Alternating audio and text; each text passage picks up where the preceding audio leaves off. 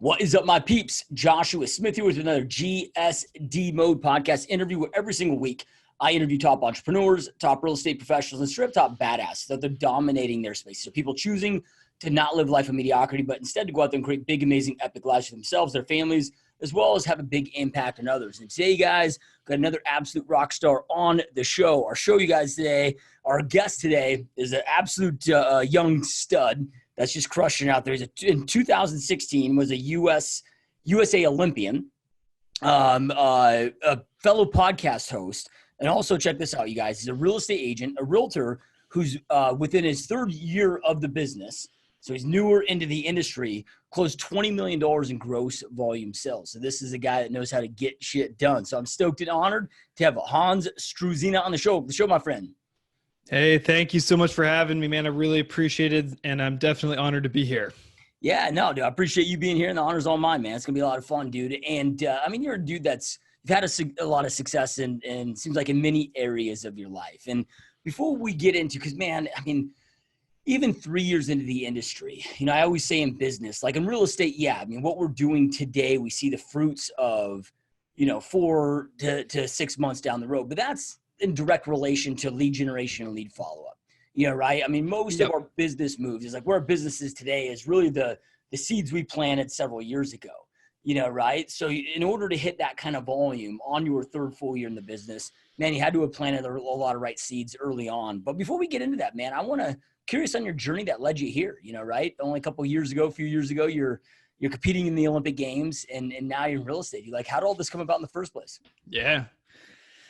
Yeah, absolutely. Well, well said and great intro. So I've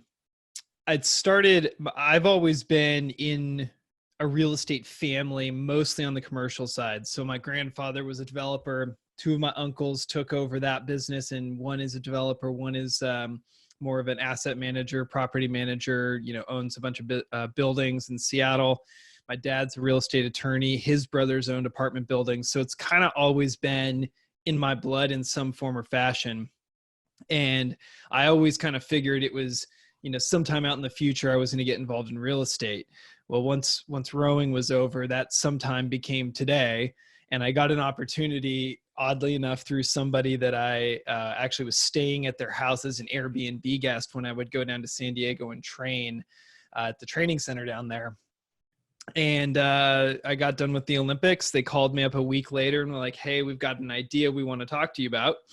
And that led to me basically opening a satellite office of their brand and with their back end and their support up here in the Bay Area. And that is basically how I got my launch into the real estate space. Love it, man. So what did you do prior? I mean, I know that you had your rowing career, but I don't know if you were that was like a full-time straight up gig or if you had a side job on there, but like, what did you do before for work? Yeah. So, as you can imagine, rowing is an amateur athletic endeavor. There's not a lot of money available.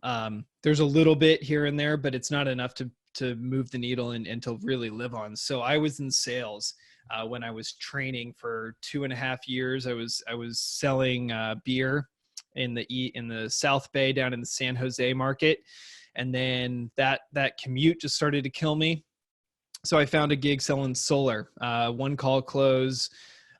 Someone would go door to door. They would knock, they would set the appointment for me. I would come in, and in the living room in an hour or two, I'd try and get the sale.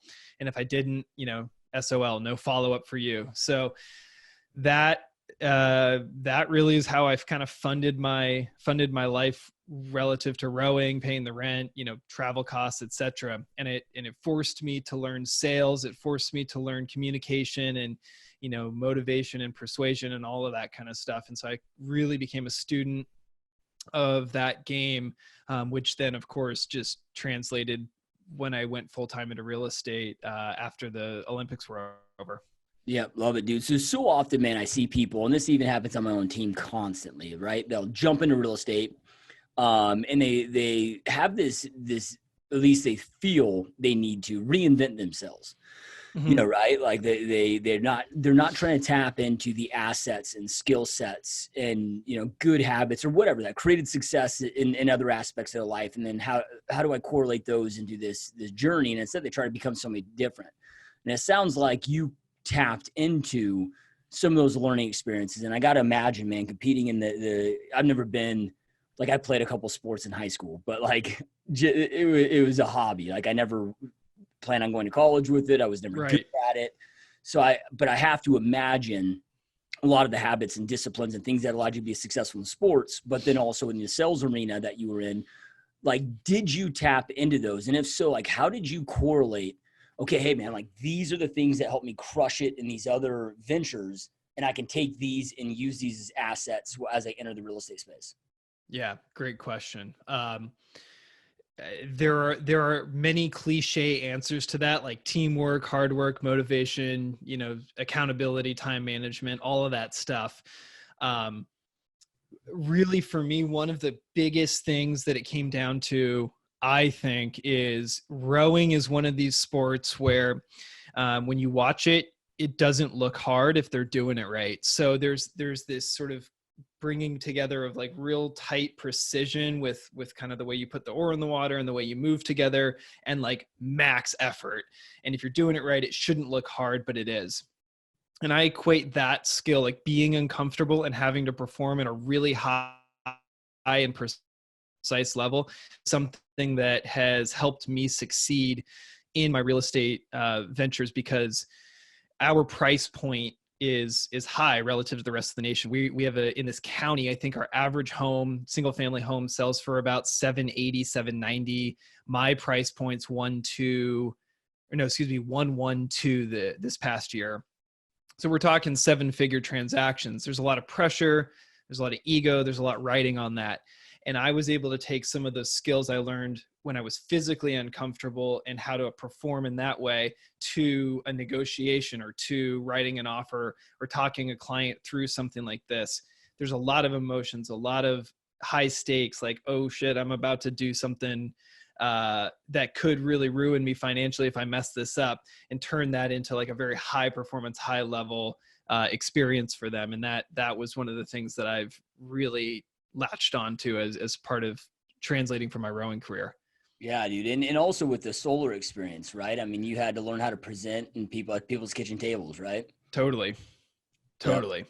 Cutting Love your it. teeth on the one call close. And that's, if you want to learn if sales is for you, go do something like that. Yeah.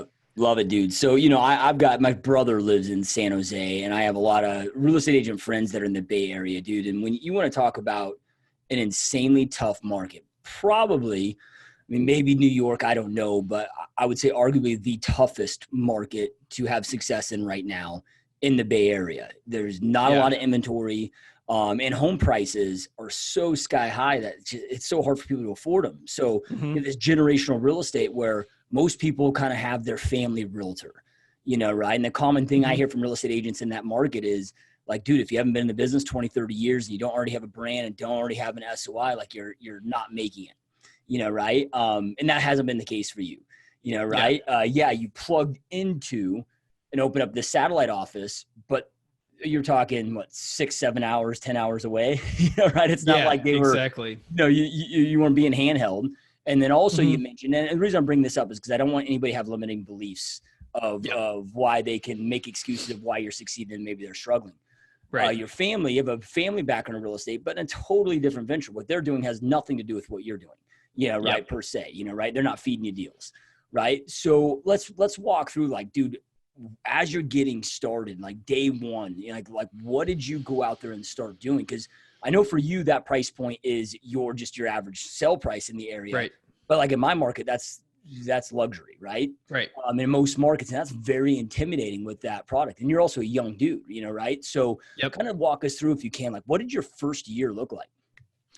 So my first year is pretty different from most. The team that I was with, and part of the reason I resonated with the team leaders when I was staying at their house was because of the lifestyle they were leading. They had, one was training for an Ironman. The other was training as an outrigger, canoe, kayak. They had 3 kids.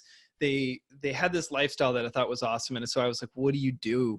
Like, why are you home at 1:30 in the afternoon while we're in between practices? And they're like, well, we're real estate agents, but we also like flip houses and we do some investments. And so that sort of got my gears turning and ultimately led me into a relationship with them. And from day one, we were talking about like, yeah, let's go see what buyers and sellers we can represent, but let's also look at this from an aspect of like, could we buy something to flip? Could we do a wholesale deal? Could we buy it as a rental? Could we do an Airbnb play on it? And so it really just got my gears turning in a different way from just like focusing on closing a deal to get a commission. And specifically, of course, when you're going for investment style properties like that, you're going to be looking at, distressed properties. Either they're, financially distressed or they're physically distressed in some way. So I was literally cold calling, notice the defaults, notice the trustee sales, out-of-state owners abandoning properties, just trying to find people who had some level of motivation to do something transactionally or otherwise. And in my first year, I did 9 sides, almost all of which were listings because that's what I was going for. It wasn't until about a year and a half into it when I realized like there was another way to do this that maybe didn't require dealing with short sales. Yeah. That I transitioned and am doing what I'm doing now. But I started just 2, 3, 4 hours a day, banging the phones, making follow-up calls, and really doing everything I could do to just get in the living room so I can have a conversation with someone who I could hopefully help avoid a foreclosure or do something in that way. Yeah, and even though you decided that, hey man, maybe this isn't the best strategy, right? Maybe Mm-hmm. my row form or whatever isn't, I'm creating a lot more resistance than is necessary. But dude, that's still pretty damn amazing. Because I'm sure even though they're distressed properties, your price point's still pretty good at that. Yeah. Right? So I mean, when you hear like an agent's first year, man, if they're able to do 4 or 5 million volume, I mean, that is insane. Yep. So even though it wasn't the strategy that you're doing now today, it was still still effective. And I'm sure that, dude, you got a lot of market knowledge very quickly doing that. Yeah. And transactional knowledge. I had to muscle some deals through with 2 lenders and a, foreclosure date. And just, there's a lot of variables with that kind of transaction that, man, it was tough work. And I think it's a great place to start. And I still think that, but it's not for everybody. And it's just not, I don't know how people do it as a sustainable option personally, but for where I was at and the mentorship I had and the systems we had set up, it worked. But as I alluded to, it was not something that I was going to do forever. So then what happened? You said 18 months in, you realized, all right, there's a better way to potentially do this. Like what was kind of that moment? And then what was the aha moment? And then what did you do to transition? So we were starting to see a little bit of traction about a year in. We started getting moving. We started getting a reasonable deal flow because I was calling and following up and doing all this effort. So we started hiring a couple of people to do some more cold calling that we thought we would just ramp those efforts up. Long story short is I was training, I was managing, and I was effectively the office rainmaker, trying to do all of it and getting paid for whatever I closed. And that was about it. And and the people that we hired, or frankly, that we could afford, the motivation wasn't really there across the board. They didn't see it. They didn't understand it. And I spent a lot of time pouring into people who just didn't pick up the phone at the end of the day. And I just got to a point where I was like, I am putting a lot of effort in every day and I'm not seeing rewards yet. I don't see a path even towards rewards. So then it got me thinking, like, maybe I'm in the wrong price point. Maybe I'm trying to serve the wrong clientele. Maybe the pitch is off something. And that's when I actually met my current team leaders, David and Andrew. I met them through a mutual friend who introduced us because their son was just starting rowing. And obviously I row, and I do real estate, and they do real estate at a very high level. So we connected that way. And it wasn't immediate, but eventually we sort of stayed in touch, and we realized that there was some synergy, and they weren't exactly looking to expand their team, but I kind of approached them and said, hey, I think I could add a lot of value to you guys in this way, and this way, and this way. They agreed. We had a couple of meetings, and off we went to doing the high end, the luxury stuff that they had been doing at a very high level for a couple of years. Dude, I'm curious, man. Like, I mean, most people, because in the first 3 years, like the failure rate in our industry is like 90% in the first 3 years. Oh yeah. About, right? So most people, when they have those frustrations that you did a year and a half into it, they would have just been like, man, maybe this industry isn't for me. But I never heard that as part of the thoughts that you had going on at that time. Like, how did you go through that adversity, but stay focused on, all right, like I'm here to stick and stay with real estate. I've just got to have a new strategy. Part of it's I'm unemployable. For those of you not watching, we're both laughing at that comment. It's like, I couldn't go to an office and like do a 9-to-5 thing. Like I recognized that pretty quickly. And if it wasn't this thing that's in this entrepreneurial world, it was going to be something else. And I just said, you know what? There are people who are making money, who are selling houses, who are representing their clients at a really high level. And I meet some of these people and I put a face to the name and get a chance to talk to some of them. And I was like, they're not smarter than me. They're not harder working than me. And, there's just nothing that they have that I don't. And so I realized that I could do it for that reason. I just didn't know how. And so then it was just like, okay, what do you do when you come up against a roadblock in a sport? Well, you go talk to your coach. I went and talked to my coach. I changed coaches. I changed teams. Kept talking to that coach, kept getting better skills, kept improving. And, you do what they did, you get what they got. It's pretty much that simple. Yeah, love it, dude. So before we get into, what you did as far as, strategy and tactics that you did to have this huge third year that you just came off of, I want to talk a little bit about teams, right? Yep. So many real estate agents and dude, it's an industry of egos, as we all know, right? Mm-hmm. And so many are just like dead. I think the statistic is like 93% of realtors are not on a team, will never be on a team, and never create a team, right? They stay Right. realtors. And, being a team leader, I guess I might be biased because it's like, look, why wouldn't somebody join a team to be able to plug in? And when I started in 2005, teams weren't really a big thing like they are now today. But today, if I was starting in the industry, I would start on a team hands down out of the gate. Like, oh yeah, what kind of power and what is your experience been? Because a question I get all the time is, should I join a team? So if somebody's listening to this, individual agent or thinking about getting the business, whatever, and is thinking about a team, like what have been your big, I guess, takeaways and great experiences with plugging into a team? Man, we could do a whole podcast episode on that. I mean, the first one is simply just getting around people who are performing at the level that you hope to perform at. If you want to be a top high-end realtor selling, $1 million properties, go find the people who are doing that. And if you can get around them in some capacity, obviously joining their team is a pretty good opportunity to do that. Generally, I think most people say, well, what's your commission split? I said, it doesn't matter what my commission split is, because whatever I negotiate with that team, if there's an equal sort of bargain, a division of labor, if you will, it's going to come back in skills. It's going to come back in growth, and it's going to come back in, leads and business gen and opportunities and that sort of thing.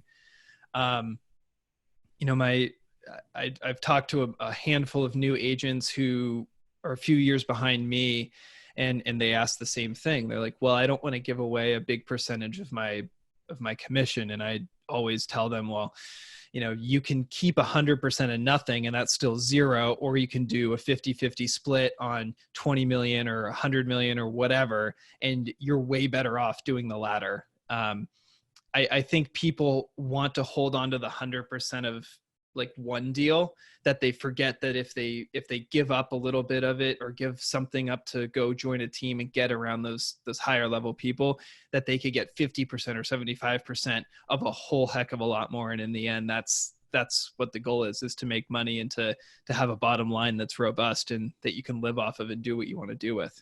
Yeah. And it's never 100%, right? Because what a lot of people aren't taking account is what is the team leader supplying? Like, what are those expenses that you're not, like maybe you're saving $3,000 of expenses on systems and tools and leads, having to take that risk, right? And I mean, I don't know any team leaders that are running margins above like 20%, right? Or, a few that I know are 30%, but they get thin, right? So there's a lot that goes to that. And then, as you said, man, hitting the nail on the head is, so many people think about, well, what am I going to get out of this? And not asking the question, as the great Jim Rohn said, of who am I going to become? Right. Which is the great question to ask. And it seemed like you stayed focused on that. All right, dude. So then let's talk about, so you plugged into this great team. Not that your last team wasn't exceptional as well. Just discover that, hey, this model, this, strategy isn't the, best strategy for me. I want to, whatever. You made that switch and move. Then from there, kind of walk us into, because 18 months ago, right? I mean, what you did day one on that team really started to set you up for this big $20 million mega, mega year in year three. So kind of walk us through like what were the strategy differences and how was your day-to-day different? What were the things that really led to that huge year? Well, one of the cliche things I told you about pulling out of my sport was that I'm exceptionally coachable. And I think with very few exceptions, there are no good athletes that are not heavily coachable and good, students, basically. So I applied that to selling $100 million every year, growing at 20% annually since 2011 in a market that is, as you said, super competitive. Clearly they're doing something right. So I need to get my pen and my notebook out and just learn and put my humility aside, put everything aside that I think I know, and basically follow their lead. So that's what I did. The first 6 months, I crammed, I did everything they told me to do. I read every article they sent me. I attended every class they told me to go to, took notes, regurgitated, role played with them. As much as they would give me, I would take it. And I applied it. And so when I applied it and they saw that I was doing what they said I should do, they wanted to feed more to me. And that came in the form of obviously knowledge, but also some leads and some opportunities. And as I kept taking advantage of those, success begets success. They kept giving me more opportunities. You get more confident. You start talking to your sphere. You start talking to people at an open house, and it just starts to become a little more infectious. But it all started with just being a sponge and learning as much as I could. Yeah, love it, dude. So, all right, you're learning. You're extremely coachable. They're telling you to jump. You're just saying how high, right? You're executing on it. But what were I don't know if you have, like a few things that you do, whether it's lead sources or like open houses or whatever. Like, what are the, few things that if you were to boil it down that you've executed on, you've learned, you've mastered, that have helped you close this amount of production? Yeah, man. Open houses, I think, are a huge opportunity that generally I think most agents suck at, to be frank. And the reason I think that is, you think about any other industry, like, and I always say this about banking or like healthcare, you call into the 800 number and everyone presses 0 as quickly as possible to try and get to a rep, right? And the same is true for real estate. However, that is just the form of an open house. Pressing 0, like you walk in and you talk to a real estate professional at an open house. And I think most of the time we fall flat as an industry of representing ourselves and our knowledge and our ability to serve people at a high level. So what we do on our team, and what I've tried to do every single engagement I get with a potential client, is to engage them and in a way that is unique and that they're not being engaged. So basically anything other, let me know if you have questions. So an example, if someone walks into my open house, I'm going to greet them towards the front of the door. I'm not going to crowd the door because I'm a larger person. I don't want to be intimidating. But I'm gonna shake their hand, introduce myself, and say, "Can I tell you a little bit about the house that you're about to walk into?" Everyone, I've had like one person say no, but they were just running through the house anyways, and probably just a looky-loo. But then it gives you about 20 to 30 seconds to thoughtfully and interestingly engage them and say, you want to make sure you notice, this part of the garden or this bonus space downstairs that could be developed, or, whatever's important about that house that you wouldn't necessarily know if you were just walking through it. And then you let them have their moment in the house, and inevitably, 30-40% of them come back to you. They want to engage you on something they saw or something they read in your disclosure packet on the table. And then that gives you an opportunity to continue to provide value. And of those conversations, half of them, I swear, like, people start just asking for your card and you don't even have to push it on them, because you've given value and you've engaged them in a way that's unique to what they're experiencing otherwise in the marketplace. Yeah, love it, dude. So then when you talk about the disclosure pack, I'm curious to get them to engage with it, to get them to pay attention to it, to review and ask questions on it. It's got to be something of pretty solid value. Like what are you giving them when they're going through right? that? So our market is pretty unique here in the Bay Area relative to most other markets in the country, where sellers generally do inspections up front and ahead of time before going on the market.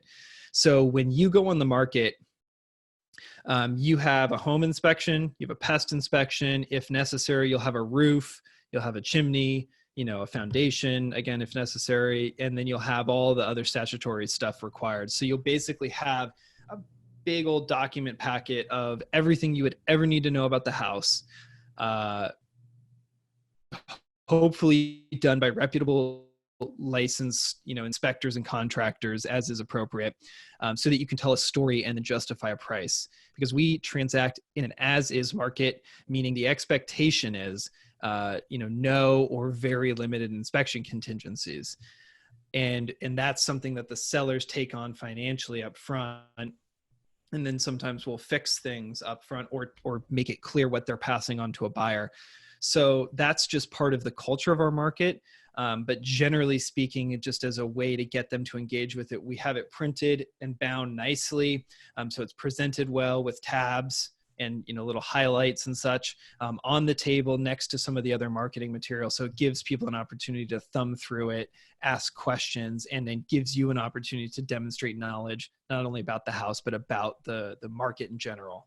Yeah. Now I'm curious, dude, because my market's, that's not common, right? Mm-hmm. Buyer pays for the inspections and once you're in escrow, and right.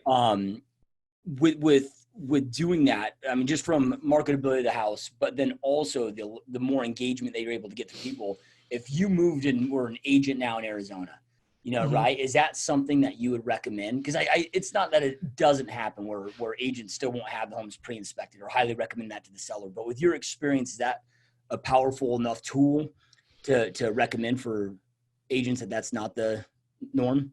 If you can build a case for it and you can help people engage with that way of doing business, absolutely. But if you can't explain it, no, it comes back to sales, right? Because generally speaking, the first thing out of people's mouths, especially who aren't used to that style of disclosure, is, well, I don't want to trust the person the seller paid for because they're on their payroll. I want my own person. I'm like, okay, that's fine. I get that. However, the person who I would recommend and is like the expert in this neighborhood or expert in this city is also the person that who already did this inspection. So you can go pay them again to do the same report if you want to, but you're going to get the same exact answer. And if I were to move to that, to a new market like Arizona or wherever, to me, I would want to, as a seller and as a listing agent, control the narrative about not only the quality of the house, but any of the defects, so that I can tee it up in a way that justifies my price, justifies my marketing, and takes one more arrow out of the quiver of the buyer once we're in escrow. Because that's always the nerve-wracking moment, is like when that seller signs that offer to accept it conditional on an inspection, they're crossing their fingers. they think they know, but they might have 20 grand of termites or something, and wouldn't they rather know and like bake that into the price or have an opportunity to fix it ahead of time, as opposed to doing something reactive in escrow when everyone's stressed and there's time and extensions. And I don't know, to me, I would absolutely do it if I could find the right inspectors. Yeah, love it, dude. Now you talked about in the solar industry having like the one and done, right? Like if they didn't buy, it was like peace out. Have you? I mean, I'm assuming that you've transitioned your way of follow up, but maybe you're doing it the same. But can you kind of talk to us about how you're operating now with your? Because we always, the cliche that the fortune is in the follow up, right? And it's so important, especially in high ticket sales. Completely. Man, follow-up is interesting because I think it's unique and it needs to be a little bit tailored to each person. So if you're meeting somebody in an open house, the follow-up you're going to do is going to be really different than if you meet somebody for a listing appointment and they need some time to think about it. Is going to be different from if your cousin is looking to buy a house, right? Generally it has to lead with value. Our team has a mantra of lean in, lean out, which means if you lean into someone, they're probably naturally going to lean back away from you. And if you lean out, it might, and bring value to fill that space. They're going to lean into that. And that goes with our open house strategy. That goes with our general sales and marketing messages. And obviously that goes with our follow-up too. I'm always trying to think of ways like, if I'm going to touch somebody, how do I touch them in a way that I'm providing value? And it could be just as simple as, hey, saw this house on tour today, thought of you, or I heard of an off market that sort of met what you were looking for, or thought I'd send it your way. Or, hey, it's been a month since you visited the open house. Here are the 4 or 5 comps that just sold. Looks like things are trending down or they're trending up. So, this is probably what this means for you and your point. Just something other than, hey, just wanted to follow up. Anything that brings even just a little bit of value, gets a conversation started is what I'm always focused on. Yeah, love it, dude. And I love the leading with value. I mean, we're in this tech age now where it's like everybody wants to automate everything. Yeah. And I'm like, dude, I mean, there's some things that you can automate, but there's so much that you can't. Because like you said, it's tailored to each individual person delivering value. So can you walk us through like what kind of systems do you have in order to do that? And what does that look like? I mean, do you have like a daily schedule, like, okay, I'm going to follow up with these, X amount of leads between this time. And then, I'm curious on the overall setup of it. Cause I'm guessing then you got to take the time and be diligent to take notes. Mm-hmm. To know like, hey man, how do I offer this person a value? Because it sounds like you want to stay away from as much as possible hey, do you have any real estate needs I can help you with? Yeah, I'm honored to receive your referrals. Like that's the classic signature line, right? Or some version of that. We have a CRM that we use. What we're on right now is Copper, formerly known as ProsperWorks. And it's a solid CRM. It lets you put notes in. It tracks emails that go in and out of your inbox, so that not only can I put my own notes in, but any correspondence we've had back and forth automatically gets pulled in on the contact card. And then, I just simply will set reminders that ping into my inbox when it's time to call or email or follow up with that person. And it just, again, that totally depends on that person and what type of communication method they prefer. Other than that, it's a really, it is, we as a team are in the process of building a more robust drip and follow-up campaign with the people that we know and our sphere and our past clients. Because shockingly, David and Andrew, my team leaders, have had the level of success that they've had without any kind of drip marketing, without any real serious sphere of influence campaigns or any of that sort of stuff. And that was one of actually the value propositions that I said, hey, I have a decent sales background now. I would love to help build this for you. And that is something that I am actively helping them and hoping to implement in a big way in 2020.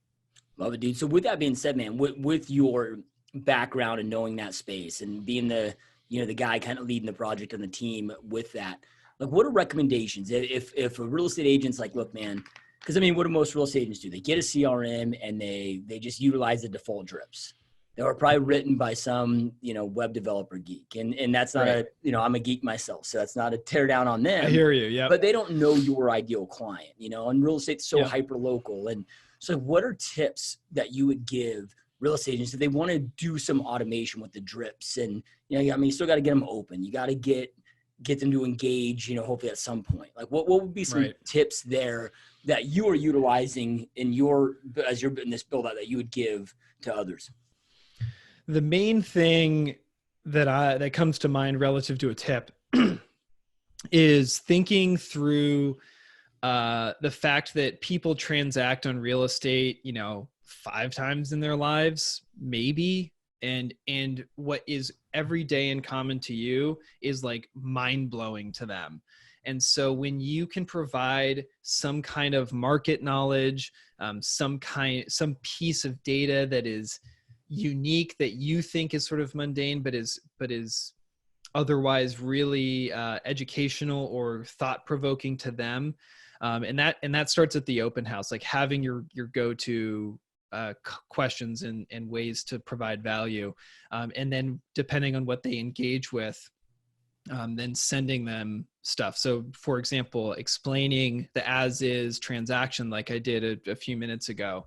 And they're like, oh, I didn't know that was a thing. I thought I had to get my own inspector. And then that gives you, you could probably talk about that for hours if someone let you, about inspections and about what it all means. And then that is now your follow-up. Like you can explain to them, what a test hole is or what a sewer lateral ordinance is, and why that matters to their transaction. And again, that is valuable to them because it's something they're going to need to know. Yeah. And it sounds like, from what you're saying is it's important to just take the time. Like you should know your clients, your ideal clients, and what their fears are, what their pains are, what their concerns are, and take the time to really answer those questions. Mm-hmm. I can't remember who said it, but some famous marketer, but it's, you always want to enter the conversation taking place in their head. Absolutely. And I think the other thing that's important, and this obviously depends on your price point, but working backwards for your own personal goals. So if you want to make 6 figures in real estate, looking at your average transaction, how many transactions do you have to do? And then divide by your split and all that stuff, figure out what the number looks like. And chances are it's probably not quite as many as you think. It's not like thousands of transactions. Like I think most people inflate that. And then they think, I don't have time. Like I have to reach out to thousands and thousands of people to get all these leads. And sometimes it's like, I got to do like a deal a month basically, or I got to do 2 or 3 a month or whatever it is that, it becomes more manageable when you know it. And then that I think, at least for me, allows me to slow down, take the time, assess like, A, is this a real client that I want to work with? And B, how can I best provide value at a really personal level? So that way, they see value in me, they're going to recommend me, and we're going to get them closed as quickly as possible. Yeah, love it, dude. And this is just an assumption because, again, not being an athlete, but I'm assuming you don't get to a world-class level of an athlete like you without knowing your stats and knowing your KPIs and what you need to do and what you need to be, and just intensive tracking, right?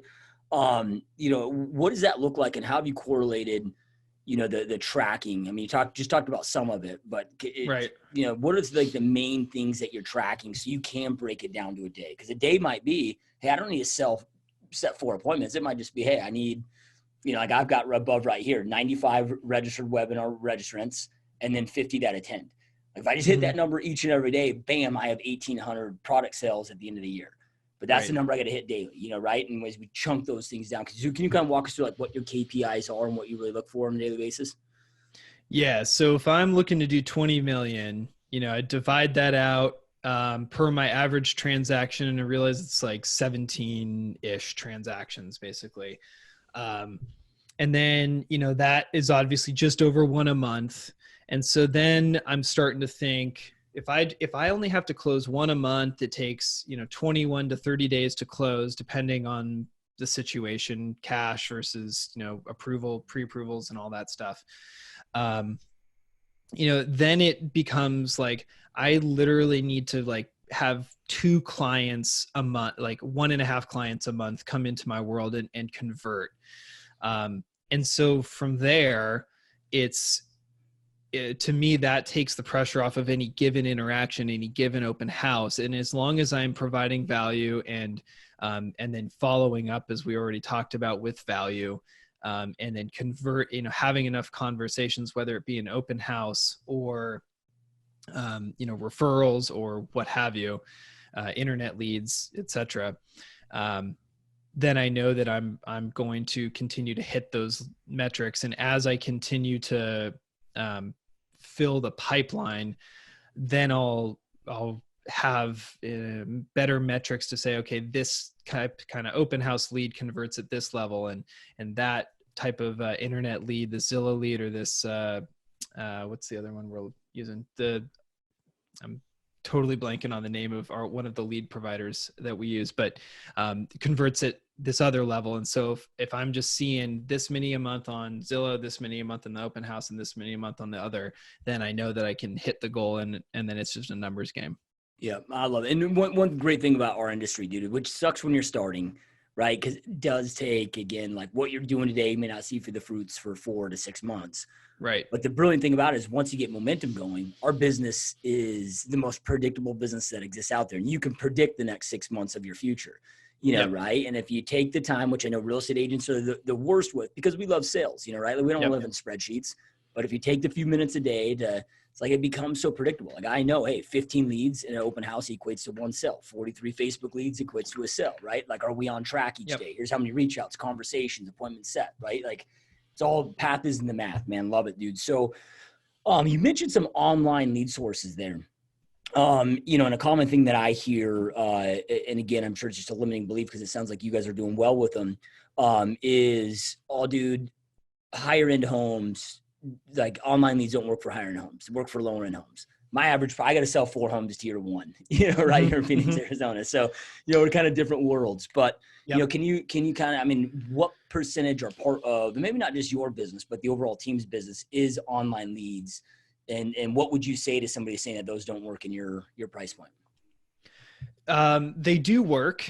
And, I don't know that they're not, you're not going to sell $100 million of strictly online leads yet. I will say that things are changing all the time, especially in the Bay Area and in, tech heavy markets out around the country. But, 10 to 15% of our volume comes through online, sources, whether it be like a lead we pay for in some way, or, someone reaching out on one of our Facebook ads, or even just someone searching us online and finding, the marketing efforts that we've put out on our website and on Yelp and some of those other places,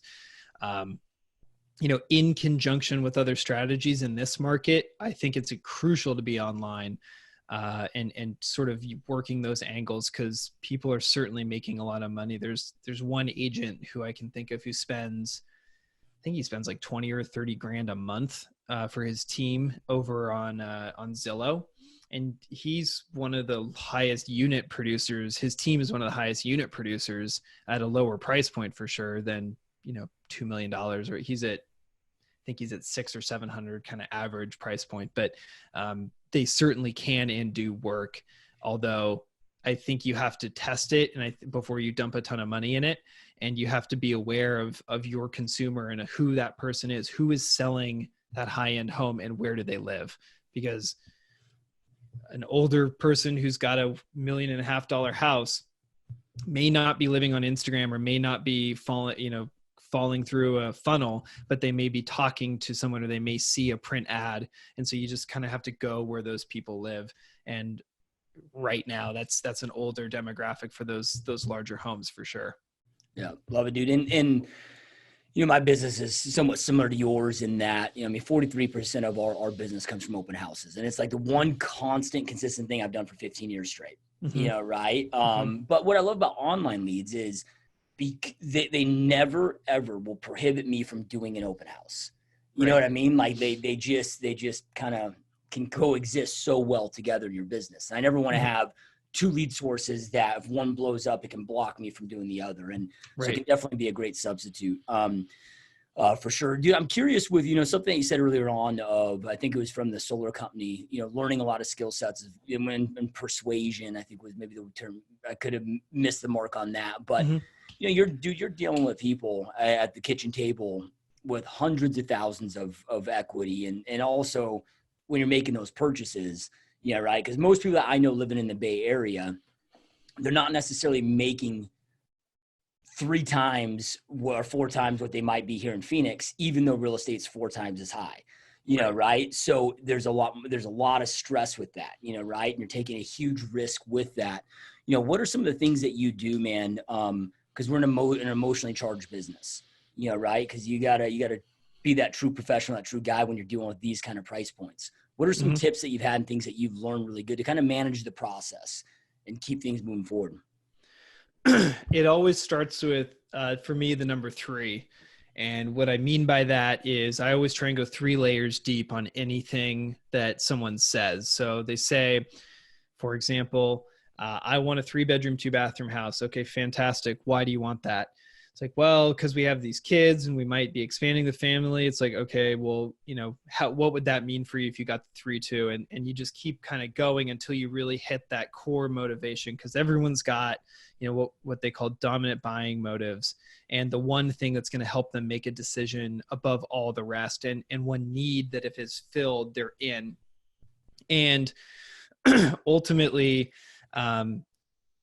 writing that stuff down and then keeping all of, like, once you find those things or that thing, depending on, it can be 2 in some cases, keeping that at the center of your search. Because I find with especially a lot of my buyers, everybody is on Redfin, Zillow, every other website possible until 2 a.m. looking at houses all over the map with price points, with neighborhoods.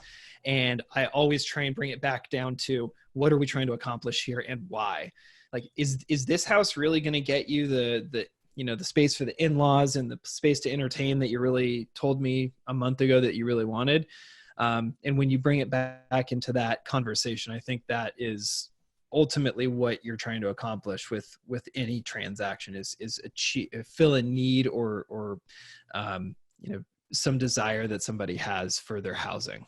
Yeah, love it. That's so powerful, man. And we, outside of the real estate industry, it seems like there's, for whatever reason, not the same training that we get accustomed to in real estate versus outside, right? And if you do high ticket sales training outside of real estate, you hear constantly about pain and pleasure, and everybody's got a pain they're trying to get away from and a pleasure they're trying to get to, but you got to go deep into there. And, most agents are just like, oh, what are you looking for? 4-bed, 2-bath, right? And they stop there. What they're really looking for is maybe to save an hour commute a day off the road so they can spend more time with their family.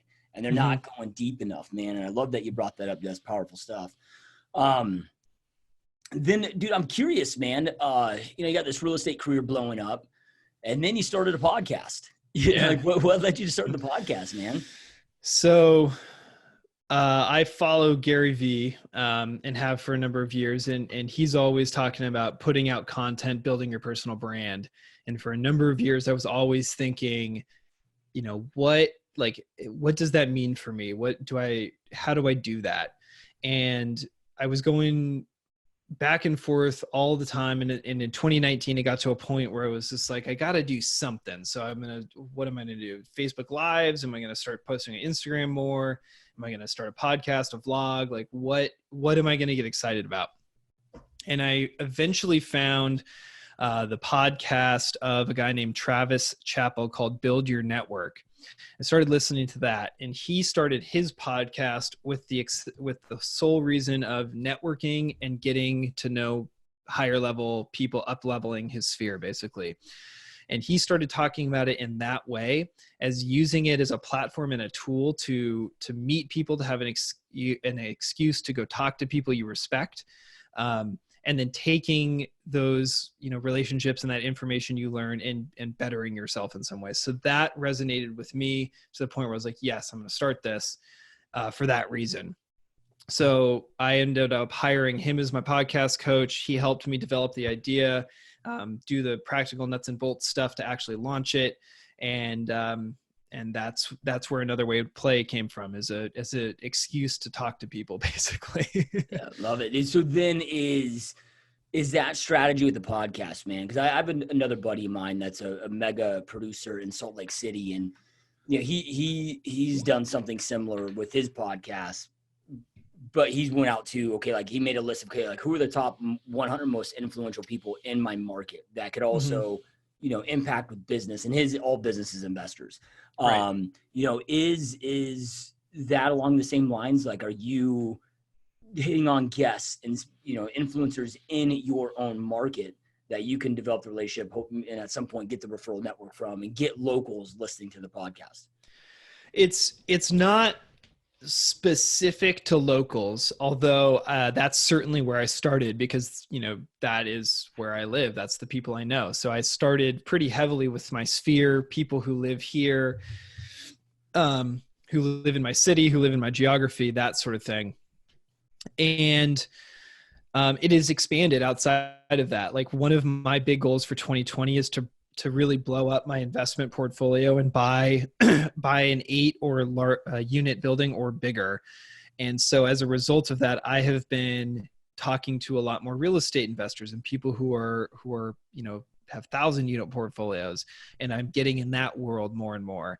And so it's interesting because the podcast has not necessarily monetized into like, I've gotten X referrals from it because I'm targeting it in this specific way.